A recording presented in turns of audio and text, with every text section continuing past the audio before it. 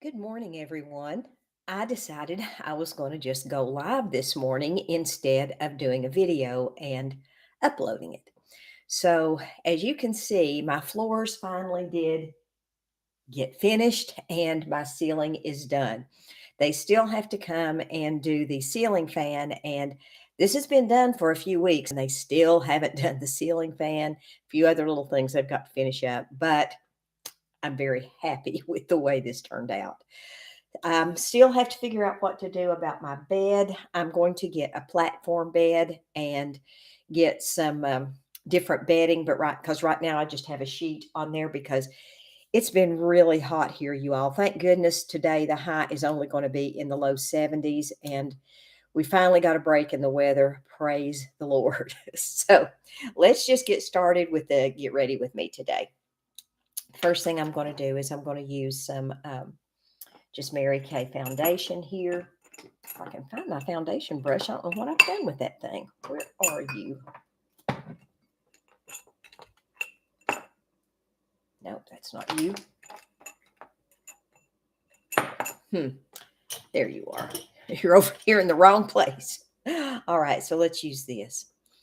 On Motivational Monday today, I wanted to talk with everyone about, and I had been asked, one of my subscribers had asked for me to do a video about this, and I just thought, yeah, I probably need to. And it's about anticipatory grief. Now, I don't know if you all are familiar with those words or not. To be honest, that's something that when I was going through my husband being sick and all the things that go along with cancer treatment and all that stuff, I had never heard of anticipatory grief. I didn't know what it was. I just knew that I was extremely sad and I was grieving and I would cry for no apparent reason. But I didn't know that there was such a thing as anticipatory grief. And if you're not familiar with that term, anticipatory grief, let me get it here around my mouth and my nose. That is exactly what it sounds like. It means that you know something is coming that's going to be life altering. Your life is going to change. You're going to be losing something that you are going to grieve the loss of, and you are anticipating that. I hate to use the word anticipate to explain anticipatory grief. I hate to use the same word that is in the description to describe the word, but I can't think of a better word than anticipation, because that's exactly what it is and that's exactly what it feels like. And I know that when I was going through that with Greg, I was in my mind, I would run scenarios like, okay, if he dies at this time, this is what I'm going to do. If he were to pass this way, this is what I'm going to do, to try to normalize it some way so that I would be prepared. And that is a failing that I have, is I do try to anticipate things and make a game plan before things happen. And that is not good. We don't need to do that. My doctor told me to stop that. I need to stop that. So, because usually the things that we anticipate are not actually what happens. So, with anticipatory grief, it's something that you live with the whole time that person is sick, and the whole time that they're ill. And this is especially true if they have had an extended illness. You think there's you don't think about anything else much of that time. You think about, how am I going to make it? What is this going to be like? What is my life going to look like without this person? I'm going to turn my phone off. It just now dinged. Um, so that's something that, if you're going through that and you have a spouse who is ill and your prognosis isn't good, I am going to encourage you to try to not run scenarios in your head, because honestly, that was detrimental to my mental health at the time. It truly was. That's not good to do. And everything that I thought ahead of time did not pan out. It just it just didn't. And all that did was cause worry and distress on my part. So you can't help the grieving process. You're going to grieve, and it's going to be, different, a little different for everyone. Some people, get angry, some people, break down, some people get depressed, some people, you know, go to a really dark place during grieving. So I guess what I wanted to say today is, if you have a loved one, or if you yourself are facing a prognosis that is good, anticipatory grief is perfectly normal. You're going to feel that, and it's okay to feel that. Just try not to let it go to a dark place. But it is perfectly normal to feel that. This happens when, like I said, the prognosis isn't good and the outcome is expected to be poor. That is a defense mechanism that our body has to keep us safe and to prepare us for things that could possibly happen, um, and things that are, in some cases, inevitable. So it's not a pleasant process, because it's almost like you start grieving the minute you get the diagnosis. I know I did with my husband. And it is hard to overcome that, because if you're a caregiver for that person, it's like you're grieving and taking care of this person at the same time. But you're grieving the loss, but they're still here. And folks, let me tell you, that was tough. That was tough. I did a lot of praying. I did a lot of searching the scriptures. I did a lot of Bible reading. And I did a lot of just talking to myself and my friends. My friends really helped me through that. So if you've got a good support system of your friends, this is the time. If you're going through something like that, this is now the time to use that support system. And people do want to help when you're going through something like that. They do. Your friends want to help. Let them. This is the time to let them. Stop and ask yourself the question: would you help them? You would, because, we're good people. We want to help. And I'm not saying you need to help people. You need to accept help, or you need to always just say, well, yes, I would help them, because there's some people that you can't help. But if this is a person that is in your life and they say, what can I do to help you through this period? Let them help you, because you need them now. You may need them later, and they want to help you. They really do. And they don't know what to do. People don't know what to do in a grieving situation, especially if it's someone who has never been through grief. They don't understand if they've never lost a loved one. And I'm going to tell you, I went to a grief share one time, and the people who were leading the grief share, they hadn't lost anyone close to them, other than one of them had lost an aunt that they hadn't seen in 10 years. And the other one had lost a cousin or something that they were not especially close to. It wasn't like they were raised, in the same household or anything like that. They didn't truly, and I'm not minimizing their grief. I'm not, truly I'm not. But you can't, unless a person has gone through something similar to the loss of a spouse, the loss of a child, even the loss of a parent. Now that can be just as devastating, especially if you're younger. If you're older, you kind of expect your parents to pass before you do. You kind of That's something that's the norm. So it's not like it's something that's not going to be expected someday. But with your child is older than you, and I'm sorry, your child is younger than you, and you don't expect that. And that is arguably the most devastating loss of them all. So if you're having a situation, let your friends help you. If they haven't experienced something like what you're going through, tell them what you want them to do. Tell them. Just say, I could really use someone to bring me a meal. I could really use someone to take me out for coffee. I could really use someone to come and sit with my husband while I go to the grocery store. Now, I will be honest there on that one. My late husband did not want people to sit with him. He did not want that.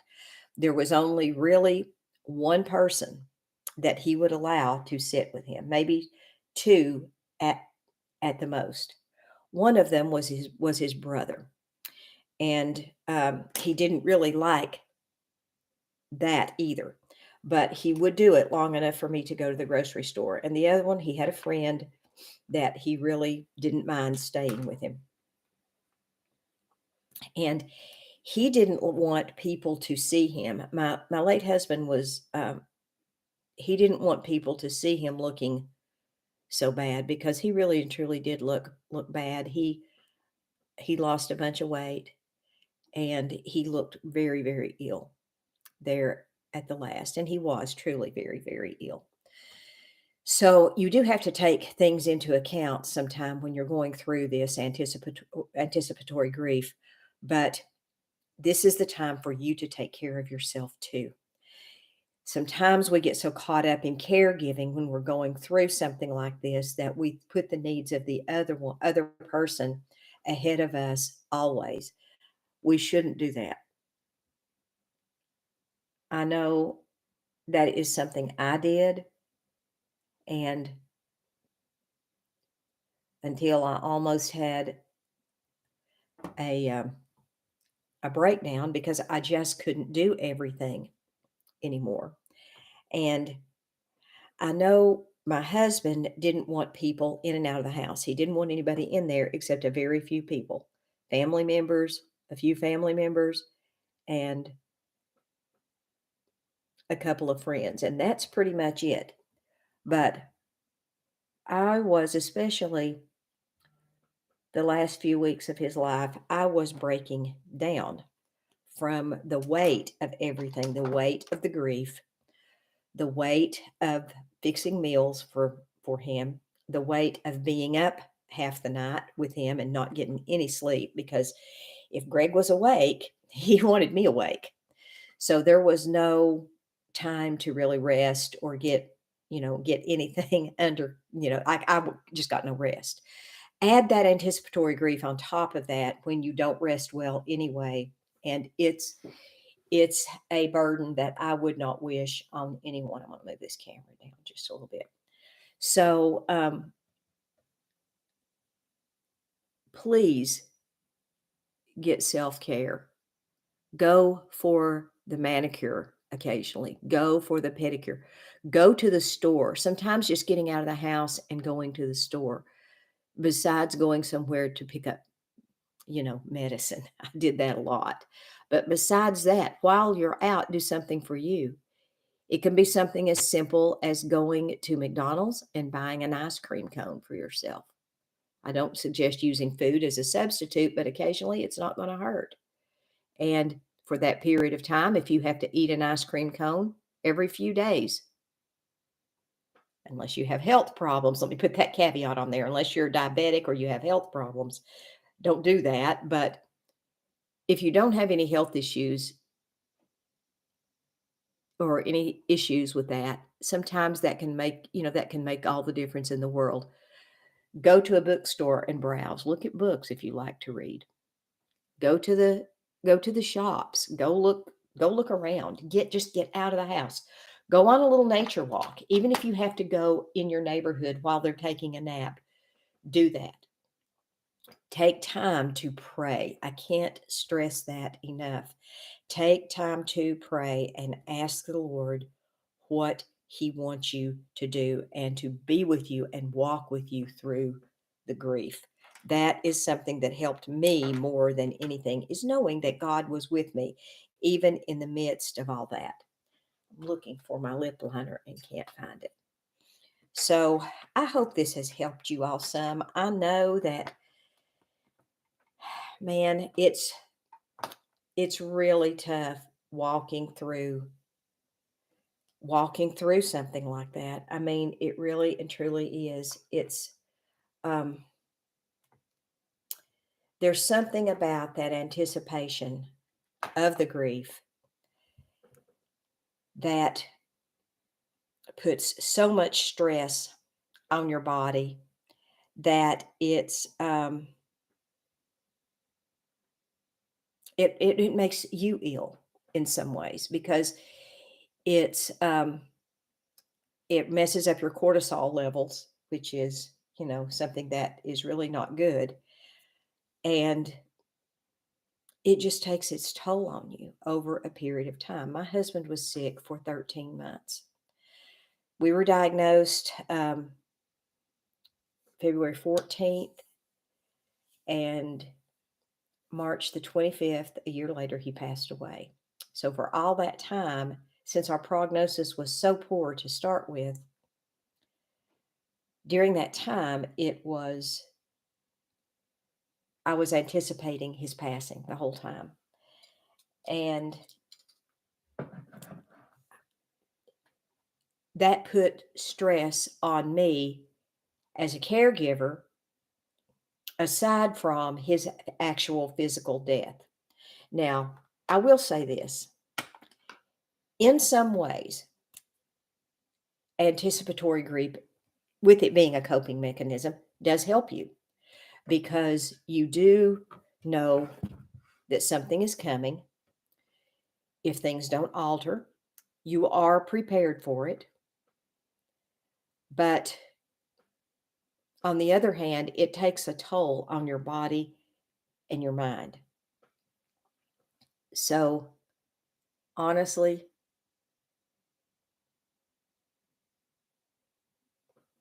I don't know any way around it. I don't know any way to tell you not to feel it, because it's a natural thing that happens. But just know what it is if you have a loved one that's going through this, or if you yourself are going through this. If you've been giving a diagnosis that is not what you hoped, you may be going through this for yourself. And if that's the case, the best advice I can give you is to take care of yourself. It's hard to get outside your own mind, but take care of yourself. Do whatever it takes to provide self-care, and whatever will bring you a little bit of joy, do that.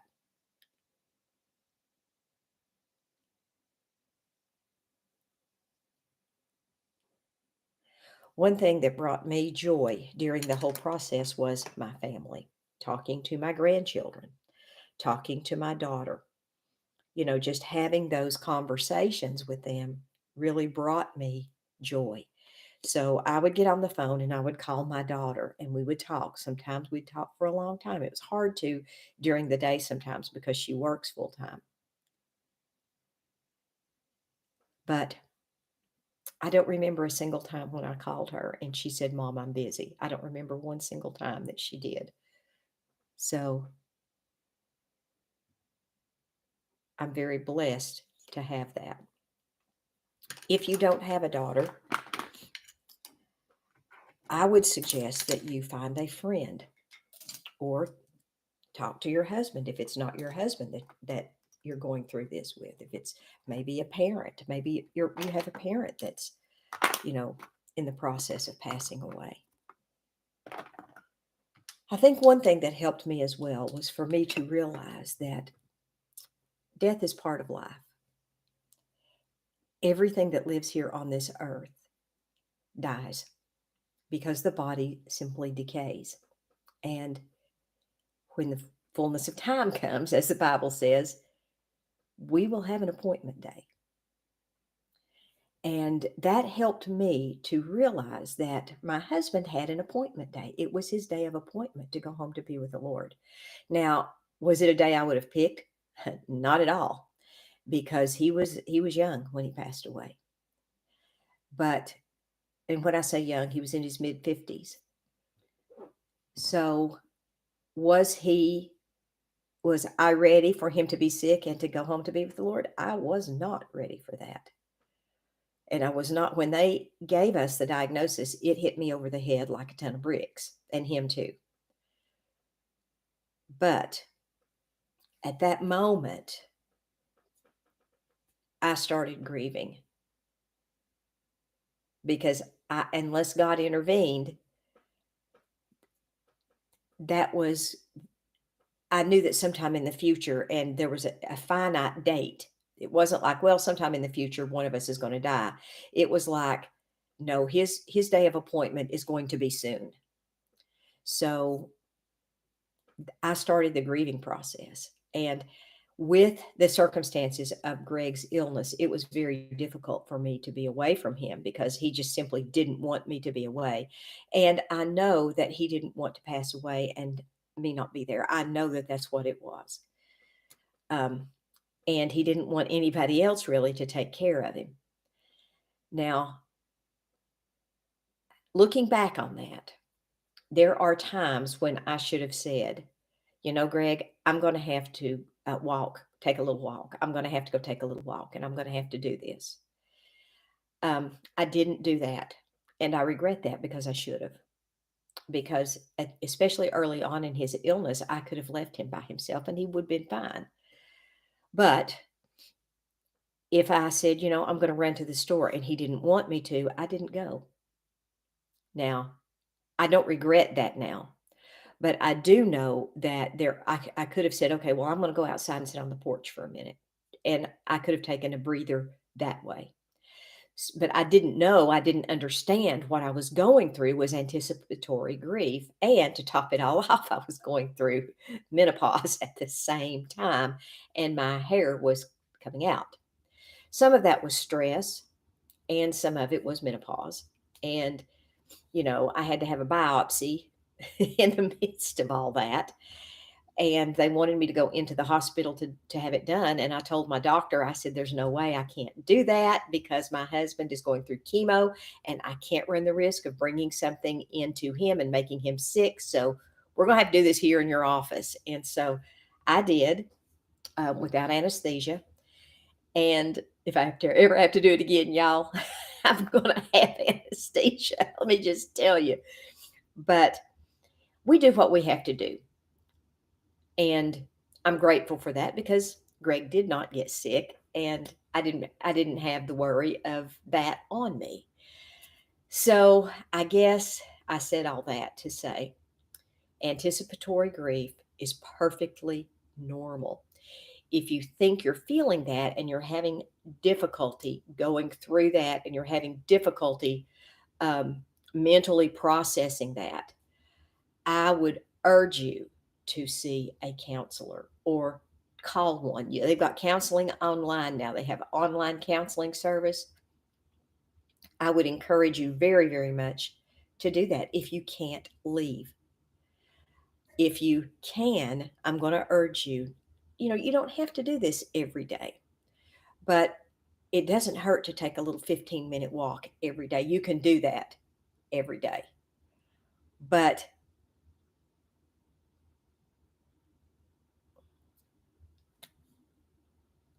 do what works for you in your circumstances. Some have circumstances that they just can't leave, and I understand that. If it's the very end stage of life, you may not want to leave, and that's perfectly understandable. But it doesn't hurt to go sit out on the porch for a few minutes and have someone else sit with your loved one for a minute or two. It doesn't hurt. Your mental health is important to you. And I do have comments. I did not see these comments. Hold on just a minute. Y'all, I am so sorry. I am terrible at going live.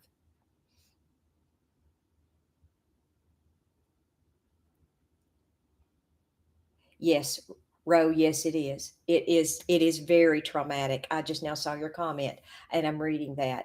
I am so sorry you had to go through that as well, sister. That is so, so hard.